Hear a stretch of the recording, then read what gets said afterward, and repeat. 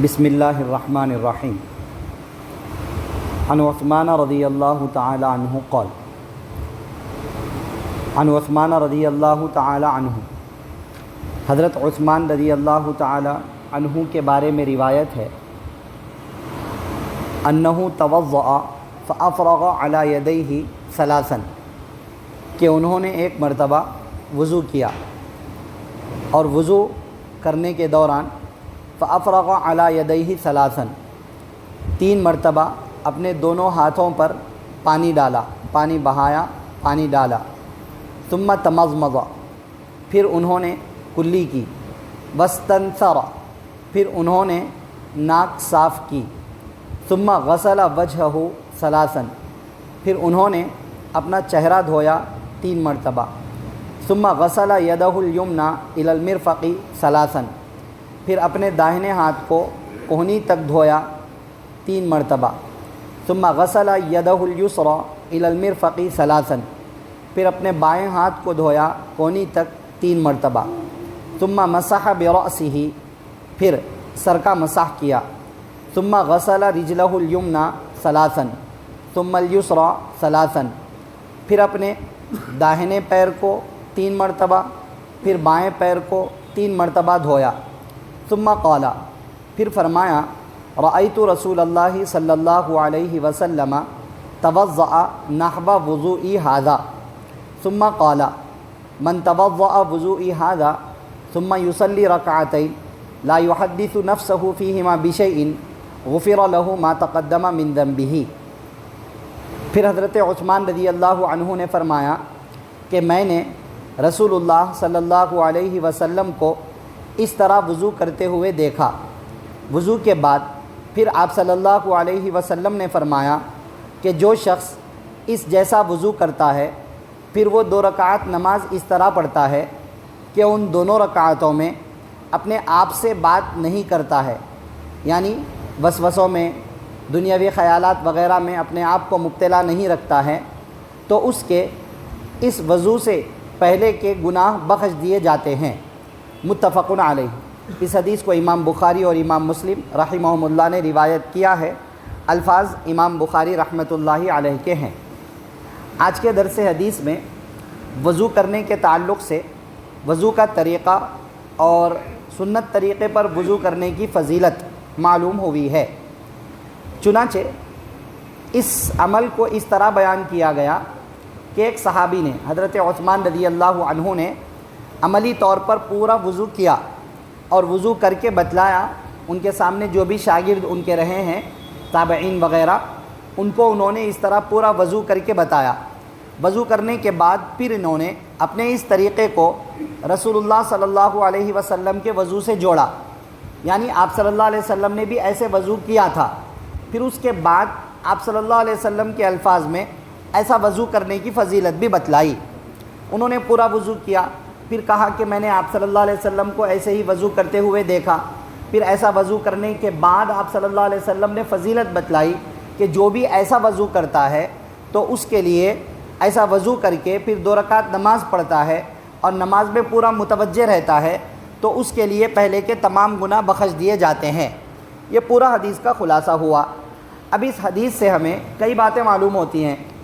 ایک، حضرات صحابہ کرام رضی اللہ عنہم آپ صلی اللہ علیہ وسلم کا طریقہ عملی طور پر بھی بعد والوں کو سکھایا کرتے تھے۔ اس سے معلوم ہوتا ہے کہ جو باتیں ہمیں معلوم ہیں اگر وہ عمل سے تعلق رکھتی ہیں تو عمل کر کے بھی ہم دوسروں کو سکھائیں، اور عمل کر کے سکھانا یہ سب سے زیادہ اہم ہوتا ہے بول کر سکھانے کے مقابلے میں، کیونکہ بول کر اور نصیحت کر کے جو باتیں سکھائی جاتی ہیں وہ اتنا زیادہ اثر نہیں کرتی ہیں جو عمل کر کے سکھائی جاتی ہیں اس کے مقابلے میں۔ اسی لیے کہا جاتا ہے نا، بچوں کی اگر تربیت کرنا ہے تو ان کو بولنے سے زیادہ ماں باپ خود عمل کو اپنی زندگی میں لائے، ماں باپ کے اعمال خود صحیح ہوں اور وہ جن باتوں کی نصیحت بچوں کو کر رہے ہیں ان باتوں پر وہ خود عمل کرے تو بچہ دیکھ کر کے جلدی سیکھتا ہے سن کر سیکھنے کے بالمقابل۔ تو ایک بات یہ معلوم ہوئی ہے کہ جو باتیں عمل سے متعلق ہو اس کو زبانی تو دوسروں کو سکھانا ہے ہی، لیکن عمل کر کے بھی سکھانا چاہیے، جیسے صحابہ کرام رضی اللہ عنہم سکھایا کرتے تھے۔ ایک بات، اور دوسری بات وضو کرنے کا طریقہ وضو کرنے کے طریقے میں یہاں چند باتیں ذکر کی گئی ہیں، 2-4 باتوں کا ذکر حدیث کے اندر نہیں آیا ہے کلیئرلی۔ پہلا عمل انہوں نے کیا، دونوں ہاتھوں پر پانی بہایا، مانے گٹوں تک دونوں ہاتھوں کو دھویا۔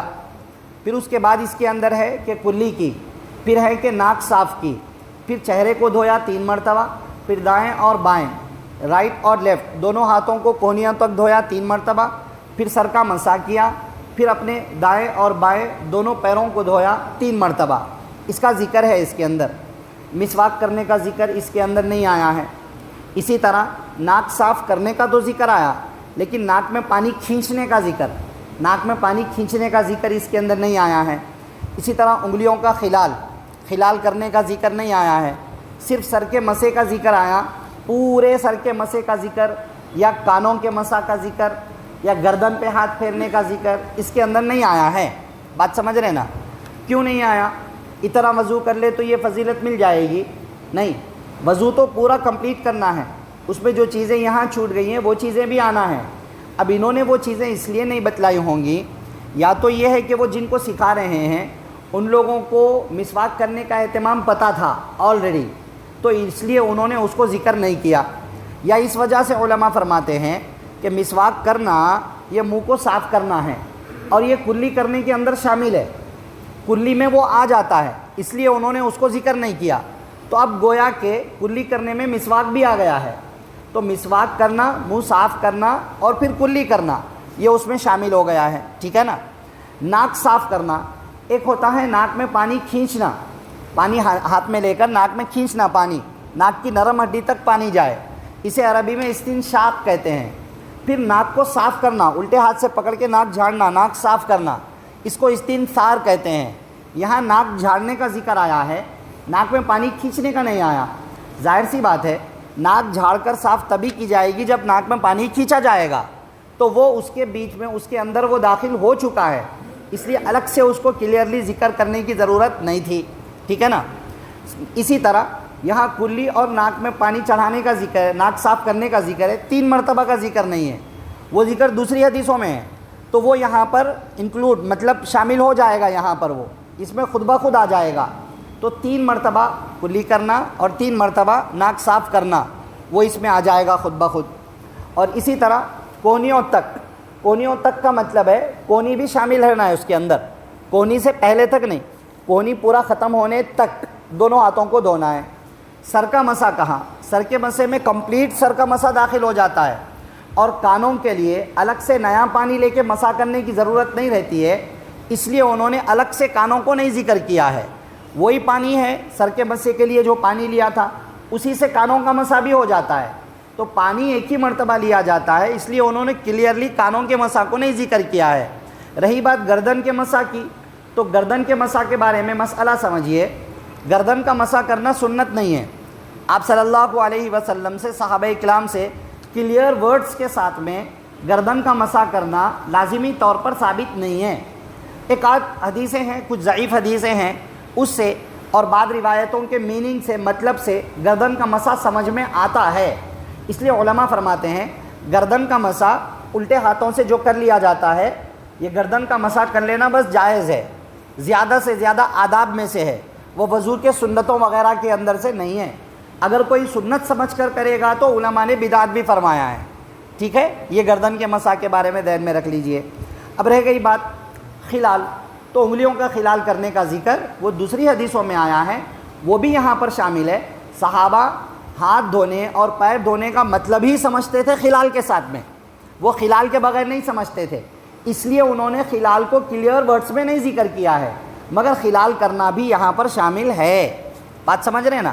الغرض، آج کے درس حدیث میں وضو کا مکمل یہ طریقہ آیا ہے، پہلے دونوں ہاتھوں کو گٹوں تک اچھی طرح دھو لیا جائے، پھر منہ صاف کر کے مسواک وغیرہ کر کے 3 مرتبہ کلی کر لی جائے، اچھی طرح کلی کر لے غرارے وغیرہ کے ساتھ میں، پھر 3 مرتبہ ناک میں پانی چڑھا کر کھینچ کے اچھی طرح ناک کو صاف کرے، پھر اس کے بعد میں 3 مرتبہ چہرہ دھوئیں، پیشانی کے بالوں سے تھوڑی کے نیچے تک، ایک کان کی لو سے دوسرے کان کی لو تک، پھر رائٹ اور لیفٹ دونوں ہاتھوں کو کونیوں کے ساتھ اچھی طرح دھوئے، اس طرح کہ انگلیوں کا خلال بھی ہو جائے، پھر اس کے بعد پانی لے کر کے ہاتھوں کو بھگا کر، ہاتھوں کو گیلا کر کے سر کا مسح کریں، कंप्लीट सर का मसा, और उसी पानी से हम कानों का भी मसा कर ले, ये हो जाएगा।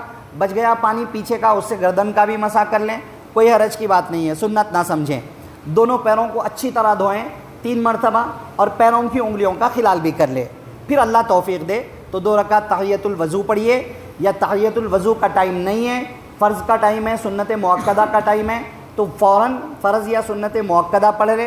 फिर उसके ऊपर ये फ़जीलत है कि उसके पहले तमाम गुनाह बख्श दिए जाएंगे। अमल मुख्तसर, सवाब बहुत ज़्यादा है, इसलिए इसका एहतमाम करना है। दुआ फरमाइए अल्लाह ताला मुझे आपको सबको वुज़ू मुकम्मल आदाब, सुन्नतों और मुस्तहब्बात का लिहाज करते हुए करके इस अमल के ज़रिए अल्लाह की रज़ामंदी हासिल करने और सवाब का ज़रिया बनाने की तौफ़ीक़ नसीब फरमाए। आमीन। सुबहानल्लाहि व बिहम्दिही, सुबहानकल्लाहुम्मा व बिहम्दिका, व नशहदु अल्ला इलाहा इल्ला अंता।